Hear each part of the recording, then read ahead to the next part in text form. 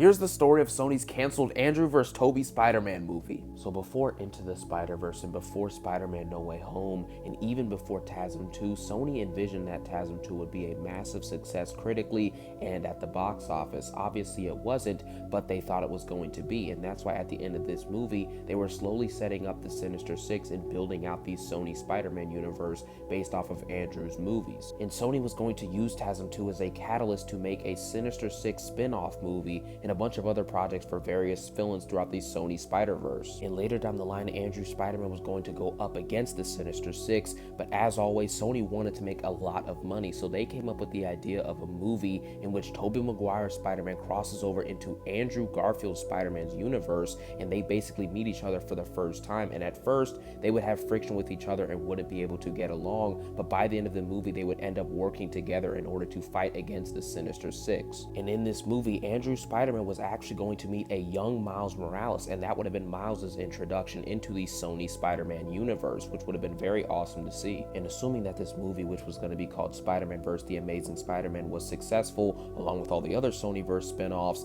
they were going to go forward with Andrew Garfield as the main Spider-Man of the Sonyverse, and also continue to build up Miles Morales as well. And with an Andrew Garfield who's in his prime as Spider-Man and a younger Spider-Man in development, there would never be a need for an MCU Spider-Man. So Tom Holland's Spider-Man would have never existed if this movie was made and if it was successful. And an Into the Spider-Verse happening in animated, that probably would have been in live action if this movie was successful. And if the MCU ever wanted to cross over with the Sony Spider-Verse, we would see Andrew Garfield's Spider-Man in the MCU instead of Tom Holland's. And so a movie like No Way Home probably would have never even taken place, because we would have already gotten this massive crossover with Andrew and Tobey's Spider-Man. But because the Sony Spider-Verse didn't work out the way they wanted it to, we're probably not going to get an Andrew vs. Tobey Spider-Man movie. However, as a Spider-Man fan, this would have been absolutely epic to see, and these ideas do sound pretty awesome.